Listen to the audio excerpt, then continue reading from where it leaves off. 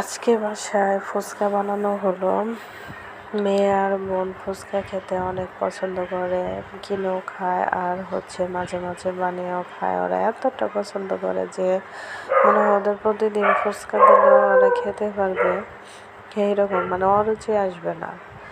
প্রায় মাঝে মাঝে বানিয়ে খাবে, কিনে খাবে, মানে কখন সুযোগ পেলেই মানে আবদার ফুচকা খাবে, ফুচকা খাও বাহানা। তো এখানে ডাউল নিয়ে নিছে আর মশলা দিয়ে ভালো করে ডাউল রান্না করছে। আর এখানে তেঁতুলের টক, তেঁতুল, শুকনো মরিচের ফাঁকি, লবণ, বিট লবণ দিছে আর চাট মশলা আর ফুচকার মশলা দিয়া মিশিয়ে নিছে। আর আলু দিয়ে আর ডাউলটা সুন্দর করে রান্না করছে। আর বোন একটা ডিম সিদ্ধ করে ওটা ঝুরি করে নিচ্ছে, একটু টেস্ট বেশি আসবে। তো আমাকে ডাকতেছে যে খেয়ে যা পরে যাই হোক আসলাম। আমি বেশি খাই নাই, 3টা খেয়েছি। আর বেশি খেলে একটু গ্যাসের প্রবলেম হয় দেখে একটু কমই খাইছি। ওরা খাইছে, ওরা 2জনে, ওদের অনেক পছন্দ।